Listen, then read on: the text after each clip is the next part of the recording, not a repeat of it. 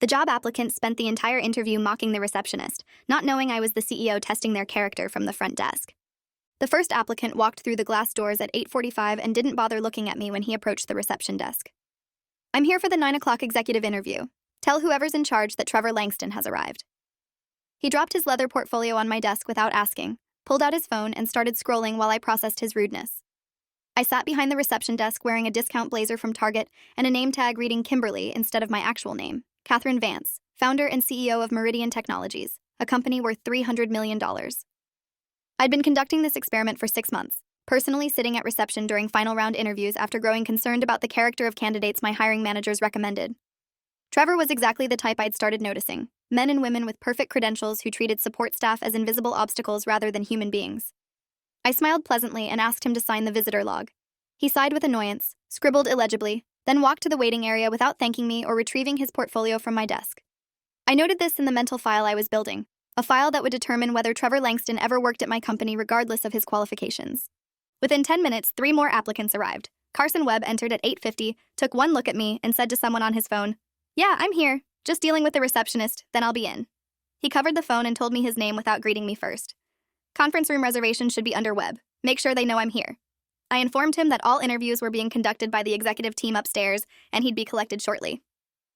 Carson frowned and said into his phone, "They've got me sitting in the lobby with the secretary. This better be worth it." He ended the call and dropped into a leather chair, never having made eye contact with me once. The third applicant, Jared Wickham, walked in looking flustered and late. He rushed to the desk and said, "I need to get to an interview right now. I'm already 2 minutes late. Why wasn't I buzzed up automatically?" I explained calmly that all candidates waited in the lobby until collected by HR. Jared exhaled with theatrical frustration. "Unbelievable. I'm interviewing for a senior position and I'm being treated like I'm applying for an entry-level job. Does anyone competent work at this company?" The fourth applicant was Amara Okafor, who entered at 8:55 with a professional but clearly less expensive suit and an accent suggesting West African heritage. She approached the desk and made direct eye contact. "Good morning. I'm here for a 9 o'clock interview with the executive leadership team. I appreciate you taking the time to help me." Her warmth and respect were immediate and genuine. I asked her to sign in and offered coffee while she waited. She accepted gratefully, thanked me by name after reading my badge, and said the office was beautiful. I brought her coffee and watched as she took a seat, nodding politely to the 3 men who were all absorbed in their phones. Trevor looked up when Amara sat down, assessed her appearance with a quick, dismissive glance, then leaned toward Carson and said quietly, "Diversity hire. They always have one in the final round to check boxes." Carson smirked and replied, "As long as they don't actually give her the job, this position needs someone who can handle the pressure." They both chuckled, apparently believing their conversation was private, despite me sitting 15 feet away with perfect hearing. Amara heard it too. I could tell from the way her posture stiffened, but she said nothing and maintained her professional composure. The fifth applicant, Diana Kowalski, arrived at exactly 9 o'clock, walking quickly in heels that clicked against the marble floor. She came to the desk and spoke rapidly. "Diana Kowalski for the senior vice president interview. I need to use the restroom before we start. Where is it?" I gave her directions and she walked away without thanking me. While she was gone, Trevor stood and approached my desk. "Hey, do you know how long this interview process takes? I have a lunch meeting in the city at noon and I can't be late for it." I told him the interview typically took 2 hours. Trevor groaned. 2 hours? For what? They should be able to tell if someone's qualified in 20 minutes. Who's even conducting these interviews? Junior HR people? I explained that the executive team, including the CEO, would be interviewing candidates. Trevor laughed. "The CEO interviews people personally? What kind of small-time operation is this? I thought Meridian was supposed to be a major player in tech." Carson joined him at the desk. "Catherine Vance, right? That's the CEO's name? She's one of those women who got lucky in tech during the boom and now thinks she built something meaningful. My mentor worked with her 10 years ago and said she was competent but not exceptional." I kept my expression neutral while Trevor and Carson casually dismissed my credentials and accomplishments at my own reception desk. "I'm sure Miss Vance has her strengths," I said mildly. Trevor shook his head. "Look, no offense to you personally, but this company seems disorganized. Making executives wait in a lobby, having the CEO waste time on interviews, hiring receptionists who can't multitask." He gestured at me. "You've just been sitting there. Could you not be doing something productive while we wait?" I asked what he thought I should be doing. Carson interjected. "Answering phones, filing, preparing conference rooms. Receptionists at serious companies are always busy. The fact that you're just sitting here suggests this place has efficiency problems." Diana returned from the restroom and joined the conversation. "What are we discussing?" Trevor said. "Just noting that Meridian seems to have some operational issues based on what we're seeing so far." Diana nodded. "I noticed that too. The lobby furniture is nice but dated. The office directory on the wall hasn't been updated in months based on the old company logos.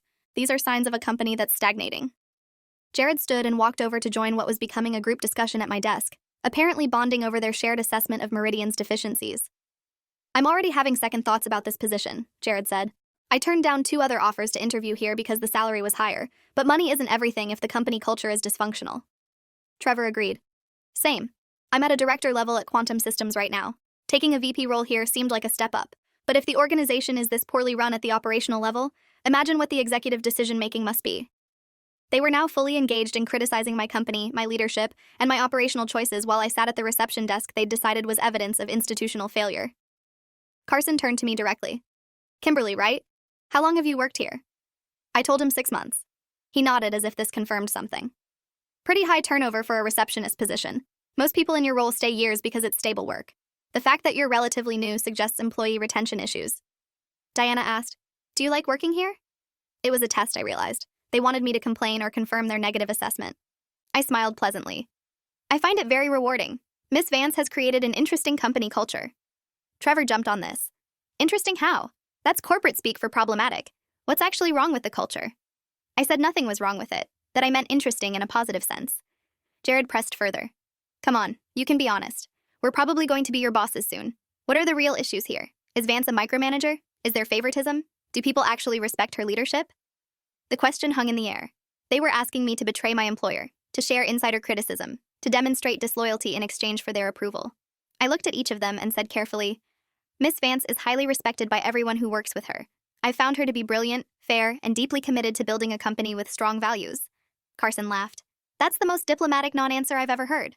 Translation, she's difficult to work with, but you can't say that out loud. The others laughed with him. Amara, who'd been sitting quietly throughout this entire exchange, stood and approached my desk. She looked uncomfortable. I'm sorry you're having to listen to this, she said to me directly. These are professional interviews and this conversation is inappropriate. Trevor turned to Amara with barely concealed contempt. We're having a realistic discussion about the company we're considering joining. If you can't handle frank assessments, maybe you're not ready for executive-level work. Amara met his gaze steadily. I can handle frank assessments. What I can't handle is disrespect toward people based on their job title. Kimberly is a professional doing her job, and speaking to her the way you all have been is unacceptable. Diana rolled her eyes. Oh, here we go. The moral superiority lecture.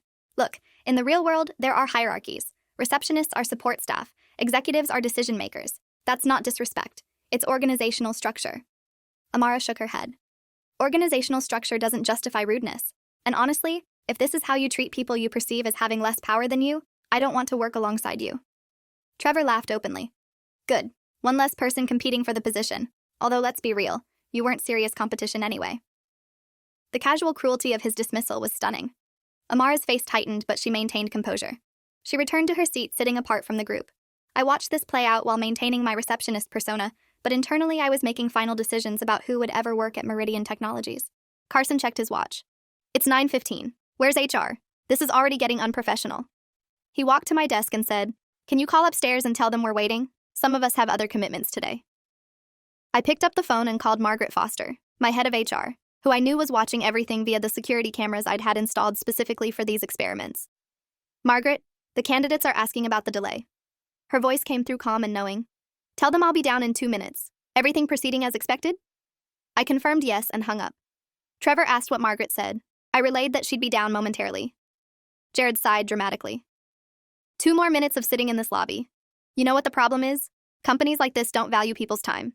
At Quantum, at Nexus, at any top-tier tech firm, interviews start precisely on time because they respect candidates enough to run efficiently. Diana agreed. It's a red flag. If they can't manage a simple interview schedule, how do they manage product launches or client relationships?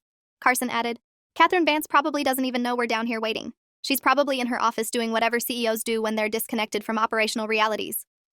I absorbed every word, every assumption, every piece of casual arrogance. These were people interviewing for positions that would give them authority over hundreds of employees, that would influence company culture and strategic decisions, that would shape how Meridian Technologies operated in competitive markets. And they'd revealed exactly who they were within 30 minutes of arriving, treating someone they perceived as powerless with dismissiveness and contempt while demonstrating no self-awareness about their behavior. Trevor approached the desk again. Kimberly, honest question. If you could change one thing about working here, what would it be? It was another trap, another invitation to complain or criticize. I looked at him directly. I wouldn't change anything. I'm grateful to work for a company that values character as much as credentials. Trevor frowned. That's a weird answer. Most people would say better pay or flexible hours or something concrete. You sound like you're reading from a corporate manual. I smiled. I'm just being honest. Carson interjected from his seat. She's probably afraid of getting fired for complaining.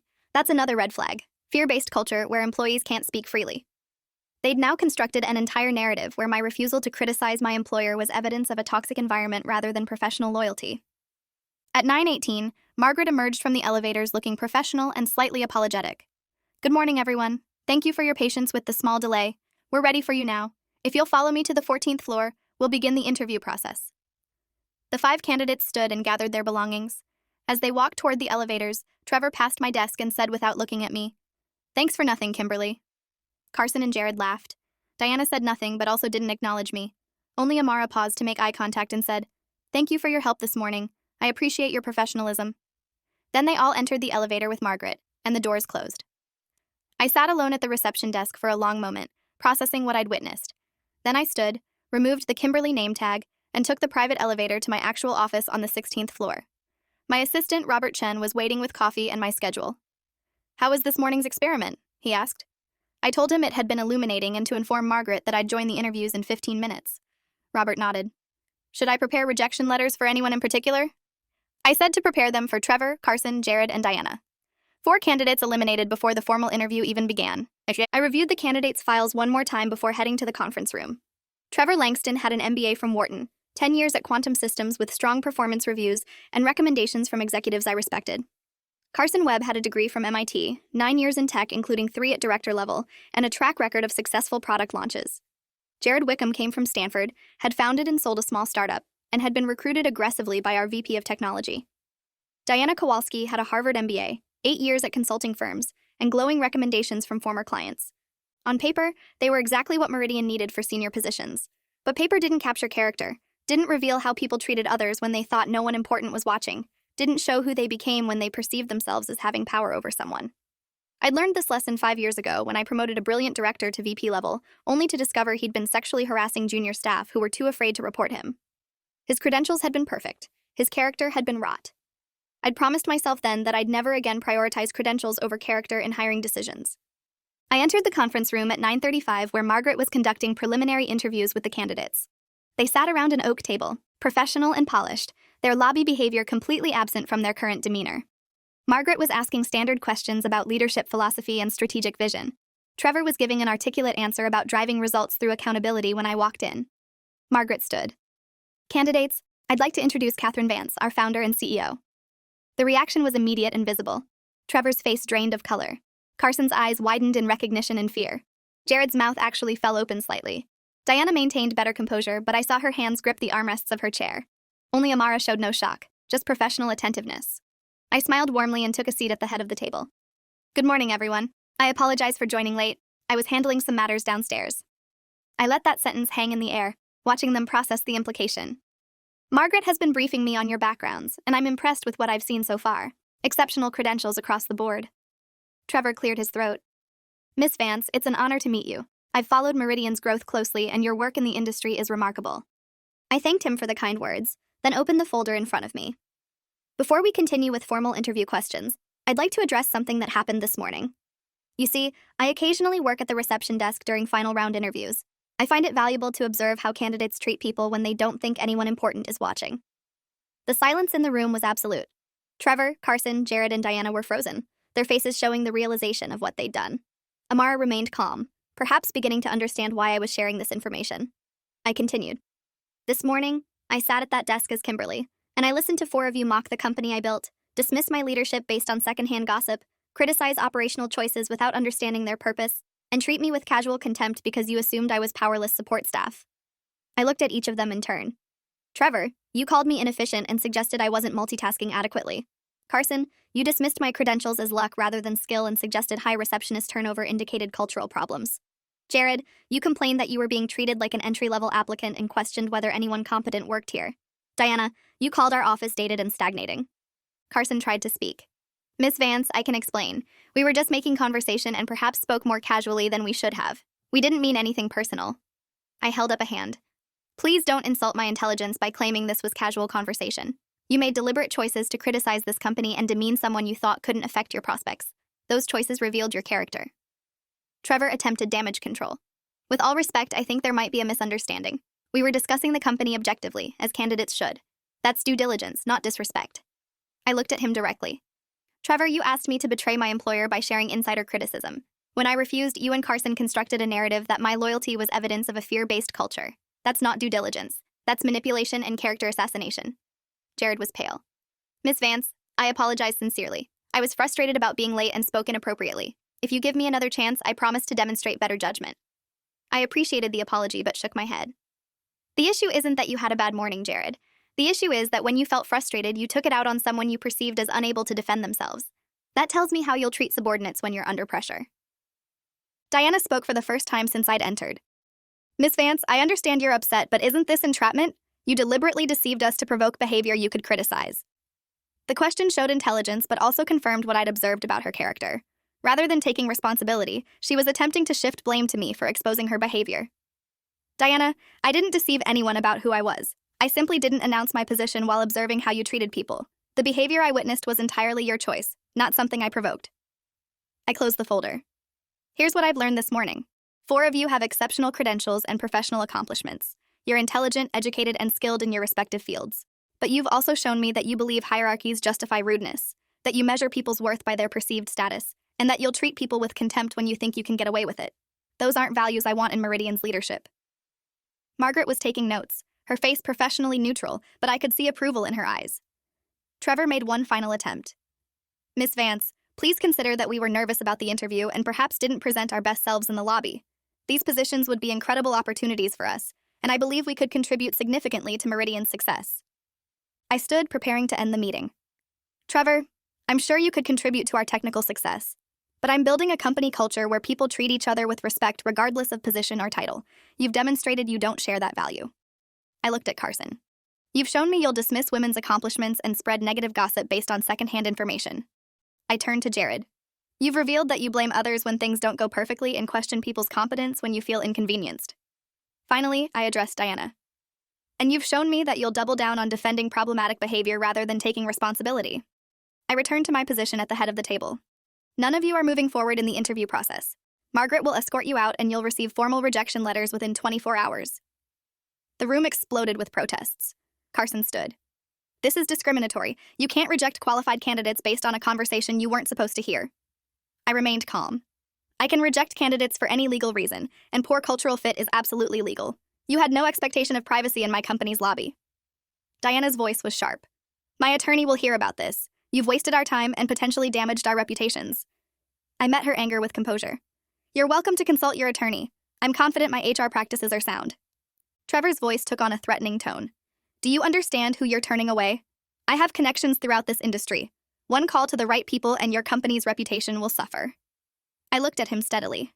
Are you threatening to damage my company because I won't hire you? That's remarkably unwise, Trevor. Please continue making threats in front of my head of HR who's documenting this conversation. Trevor's face reddened, but he fell silent. Margaret stood. Gentlemen, Miss Kowalski, I'll show you out now. Please collect your belongings.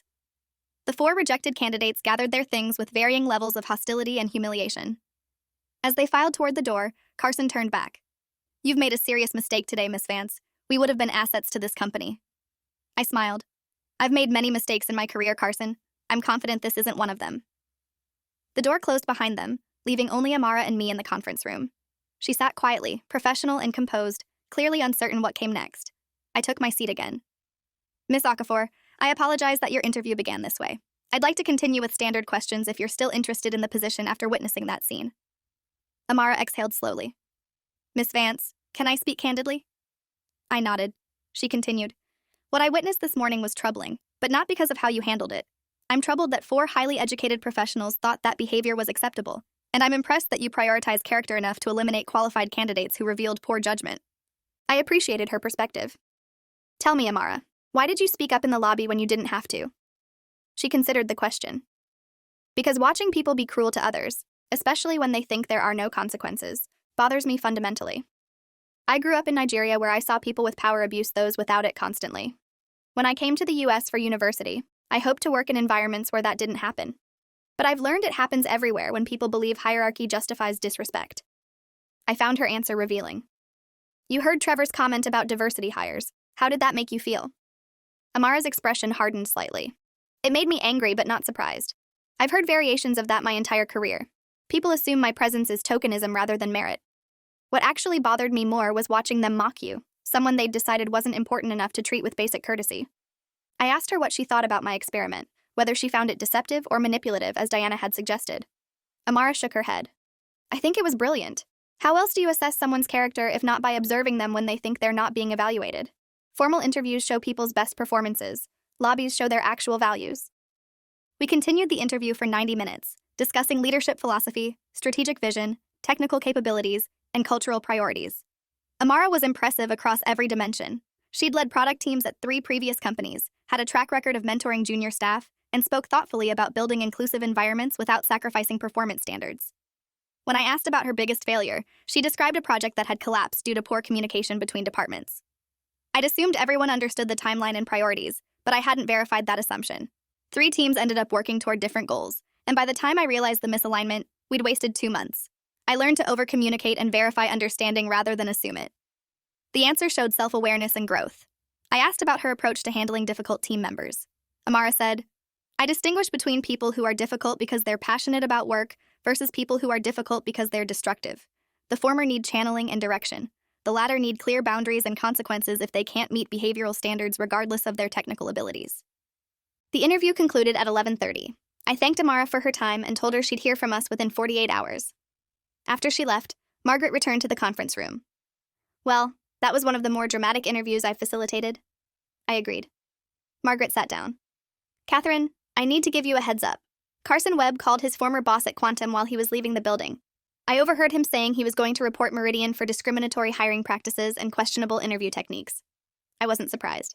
Let him report whatever he wants. Our interview process is documented, legal, and ethical. His threats in the conference room are documented too. Margaret nodded. What about the others? Think any of them will cause problems? I considered it. Trevor might make calls to contacts in the industry trying to damage our reputation. Diana might consult an attorney, though I doubt she has grounds for legal action. Jared will probably just nurse his wounds privately. Margaret asked about Amara. I smiled. She's exactly what we need. Prepare an offer at the senior VP level, 15% above what we advertised for the position. Margaret raised her eyebrows. Above advertised? That'll be hard to justify to the board. I shook my head. Not when I explained we eliminated 4 qualified candidates due to character failures and found 1 candidate whose character and credentials both exceed requirements. We pay premium for premium. Over the next 3 days, several things happened in sequence. First, Carson Webb filed a complaint with the State Labor Board alleging discriminatory hiring practices at Meridian Technologies. The investigator contacted Margaret, reviewed our interview process documentation, watched the security footage from the lobby, and closed the case within a week, finding no evidence of discrimination. Second, Trevor Langston called 3 contacts in the industry, claiming Meridian used unethical gotcha tactics in interviews, and that Catherine Vance was a vindictive CEO who couldn't handle criticism. 2 of those contacts called me personally to verify the story. I sent them the security footage and my perspective. Both later told Trevor they couldn't support his narrative. Third, Diana Kowalski's attorney sent a letter threatening legal action for emotional distress caused by deceptive interview practices. Our legal team responded with a detailed explanation of why the interview was legal, ethical, and well documented, noting that Diana's own behavior, captured on video, would be compelling evidence if the matter proceeded to court. The attorney never responded. Fourth, Jared Wickham sent me a personal email apologizing for his behavior and asking to be reconsidered. I appreciated the apology but declined to reconsider, explaining that the position had been filled. Amara accepted our offer and started 4 weeks later as Senior Vice President of Product Development. I made it a point to meet with her during her first week to explain the fuller context of how she'd been hired. We sat in my office overlooking downtown Seattle, and I walked her through the 6 months of experiments I'd been conducting. I noticed a pattern where exceptional credentials were consistently paired with poor character in candidates our hiring managers recommended. When I investigated, I found that our interview process was optimized to identify technical capabilities and strategic thinking, but it didn't assess how candidates treated people with less power. I decided to change that by inserting myself into the process in a position where I could observe authentic behavior. Amara listened carefully. How many candidates have you observed this way? I pulled out a spreadsheet. 43 over 6 months. Of those, 31 exhibited problematic behavior similar to what you witnessed. 8 were neutral, neither impressive nor concerning. Only 4, including yourself, actively demonstrated good character by treating support staff with respect and speaking up when others behaved inappropriately. Amara processed this information. That's a concerning ratio. 70% showing problematic behavior? I nodded. It tells me something systemic is wrong with how we're sourcing and screening candidates. We're attracting technically brilliant people who've succeeded in environments that rewarded achievement without requiring character. I explained my plan to revise the entire hiring process, incorporating character assessment at every stage rather than only at the end. I want your help designing this. You've experienced both sides now, as a candidate and as a leader. What would you change? Amara thought for a moment. I'd start by training interviewers to probe for character through behavioral questions. Ask candidates about times they've had to deliver difficult feedback, or resolve conflicts with peers, or handle team members who weren't performing. The answers reveal whether someone leads through respect or coercion. I asked her to elaborate. She continued, I'd also implement multi-level interviews where candidates interact with people at various positions. If someone's respectful to the CEO but dismissive to coordinators, that's a red flag. And I'd include current employees at the level the candidate would manage in the interview process. They can assess whether this is someone they'd want to work for. Over the following months, Amara and I overhauled Meridian's hiring practices. We implemented 360-degree interviews where candidates met with potential peers, subordinates, and superiors. We trained interviewers to ask questions that revealed character. Tell me about a time you disagreed with someone who had less power than you. How did you handle it? Describe a situation where you could have taken credit for someone else's work. What did you do? Have you ever witnessed a colleague treating someone disrespectfully? What was your response? We also lengthened the interview process to include group exercises where we could observe interpersonal dynamics. The results were immediate and measurable. Candidate quality improved not just technically but culturally. New hires integrated better with existing teams. Employee satisfaction scores increased. Turnover decreased. Margaret reported that our reputation in the industry was shifting from a company known for technical excellence to one known for both excellence and integrity. I received emails from rejected candidates thanking me for the rigorous process, saying it made them reflect on their own leadership approaches. Not everyone reacted positively, of course. Some complained the process was too long or too invasive. Several candidates withdrew after behavioral interviews revealed character issues they weren't willing to address. 6 months after Amara joined, I received an unexpected call. The voice on the line identified himself as Jonathan Langston, Trevor's father and the CEO of Quantum Systems, one of Meridian's competitors. Miss Vance, I hope you don't mind me calling directly. I wanted to speak with you about my son's interview at your company. I was cautious. Mr. Langston, I'm not sure it's appropriate for me to discuss your son's candidacy. Jonathan's voice was measured. I'm not asking for details. I'm calling to apologize. Trevor told me what happened, and I've since seen the security footage that your team provided to mutual contacts when he tried to damage your reputation. I was horrified by his behavior. The call took an unexpected turn. I appreciate you saying that, but you're not responsible for your adult son's choices. Jonathan sighed. Actually, I fear I am partly responsible. Trevor grew up watching me treat support staff with casual dismissiveness. I built Quantum using aggressive tactics that prioritized results over relationships. My son learned those behaviors from me, and watching that security footage was seeing myself reflected back at my worst. He paused. I'm calling to ask if you'd be willing to meet with me to discuss how you've built Meridian's culture. I want to do better at Quantum, and I suspect you could teach me valuable lessons. I agreed to meet Jonathan the following week at a neutral location. We sat in a coffee shop in downtown Seattle, and he asked me direct questions about leadership, culture, and values. How did you learn to prioritize character in hiring? Most tech leaders I know optimize for brilliance and assume character will follow. I told him about the VP who'd been harassing staff, about the wake-up call when I realized I'd promoted someone destructive, about my decision to never again sacrifice character for credentials. I learned that brilliant people without character don't just fail to contribute, they actively damage organizations. They create toxic cultures where talented people leave, where innovation suffers because people are afraid to take risks, where the focus becomes politics instead of products. Jonathan listened intently. Quantum has those problems. High turnover, political infighting, brilliant people who can't work together. I've always attributed it to the competitive nature of tech. You're saying it's a leadership failure? I nodded. It's a leadership failure when we tolerate bad behavior because someone's technically valuable. Every time we excuse cruelty or disrespect because someone's hitting their numbers, we send a message about what we actually value. Jonathan asked how I balanced high-performance standards with character requirements. Don't they sometimes conflict? The best technical people often have difficult personalities. I challenged the premise. I don't accept that brilliance requires being difficult. That's an excuse we've created to justify tolerating bad behavior. In my experience, the most brilliant people are often the most collaborative because they're secure enough in their abilities that they don't need to tear others down. I gave him examples from Meridian, including Amara, who'd become one of our top performers while simultaneously mentoring junior staff and improving team morale. She's brilliant and kind, which makes her exponentially more valuable than someone who's brilliant and destructive. Jonathan took notes throughout our conversation. Before leaving, he said, I know Trevor burned bridges with Meridian, but I hope Quantum and your company can maintain professional relationships. I respect what you're building, and I want to build something similar. I appreciated his humility. Over the following year, I watched Jonathan implement cultural changes at Quantum that echoed conversations we'd had. He started requiring character assessments in hiring. He removed executives who were technically strong but culturally toxic. He publicly apologized to staff for past leadership failures and committed to doing better. Meanwhile, Trevor's career trajectory diverged sharply from where he'd expected. His attempt to damage Meridian's reputation had backfired when the security footage circulated among industry contacts. Several companies that had been considering him for senior roles withdrew their offers.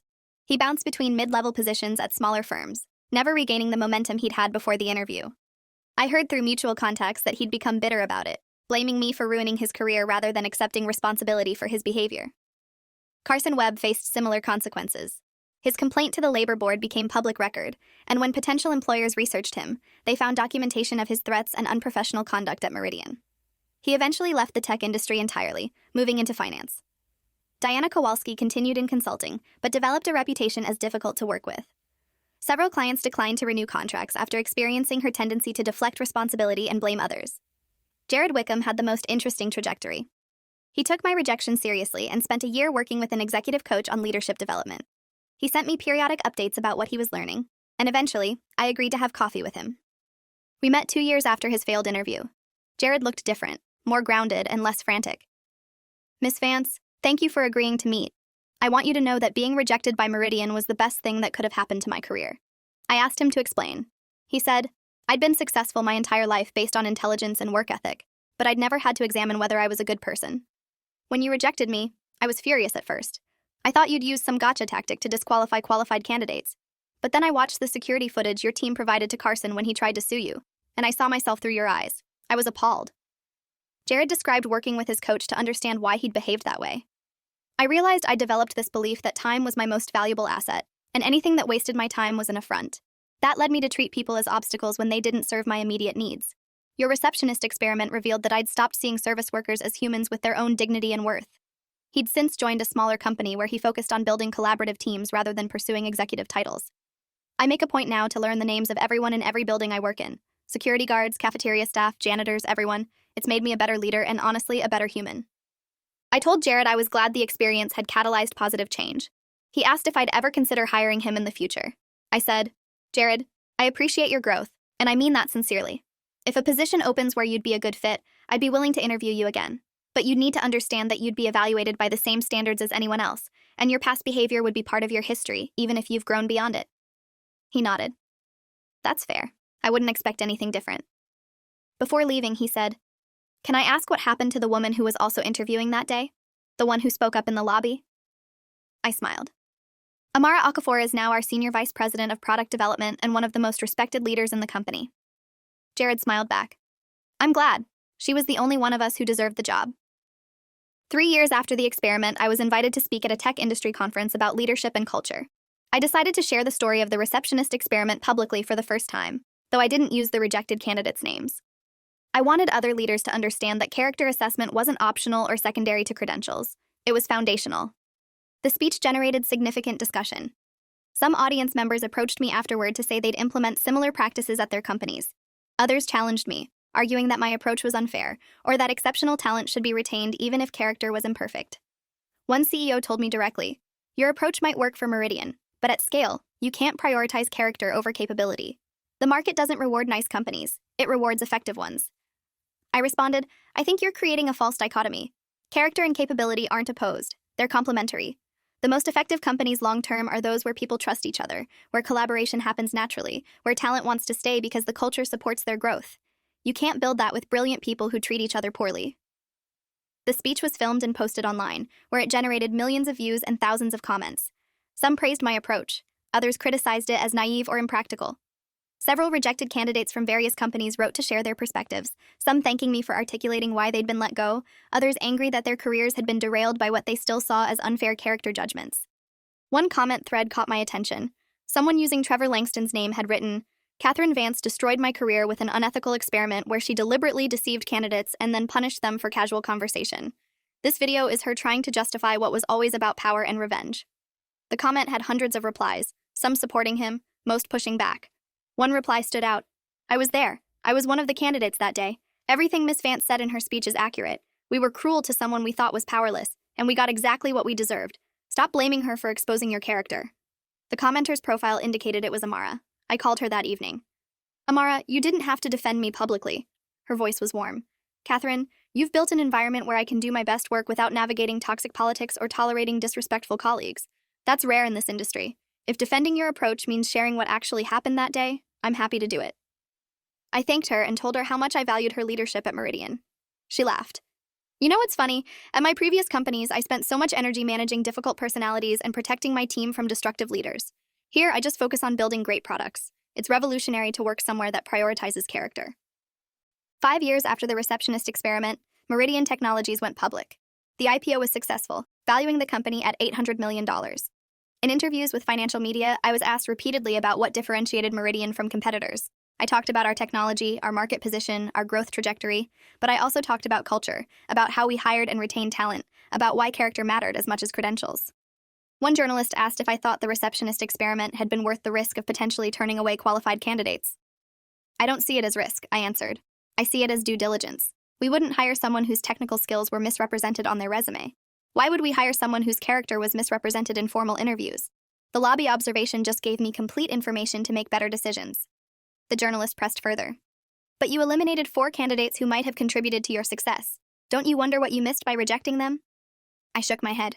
I don't wonder at all. Brilliant people with poor character don't contribute to success. They undermine it. The experiment didn't cost me qualified candidates. It saved me from expensive hiring mistakes. The publicity from the IPO brought renewed attention to the interview experiment. Business schools contacted me about using the case in ethics courses. HR conferences invited me to speak about character assessment in hiring. Several companies implemented their own versions of the receptionist experiment or similar observational techniques. I also received emails from the original rejected candidates. Trevor wrote that he still believed I'd been wrong to reject him, but that he'd learned lessons about professional behavior. Carson wrote a formal apology, saying he'd spent years reflecting on his actions and understood why I'd made the decision I did. Diana's email was shorter, simply acknowledging that she'd behaved unprofessionally and wishing Meridian continued success. Jared's email was the longest, updating me on his continued growth and asking again if there might be a place for him at Meridian. I responded to each message professionally, appreciating those who showed genuine growth while maintaining boundaries about reemployment. The only one I seriously considered was Jared, whose transformation seemed authentic and sustained. I eventually introduced him to Amara, who had an opening on her team for a senior director. She interviewed him extensively, including observation of how he treated her assistant and the coordinator who scheduled his interviews. She ultimately hired him, and he became a valuable contributor whose past mistakes had taught him lessons that made him a better leader. 8 years later, I still occasionally sit at the reception desk during final round interviews. The practice has become part of Meridian's culture, and candidates are informed in advance that leadership observes behavior throughout the interview process, though we don't specify how or when. Some candidates treat everyone with respect throughout. Others slip into dismissiveness when they think they're not being evaluated. The experiment continues to provide valuable information, confirming that credentials alone don't predict success, and that character assessment requires observing people when they think the stakes are low.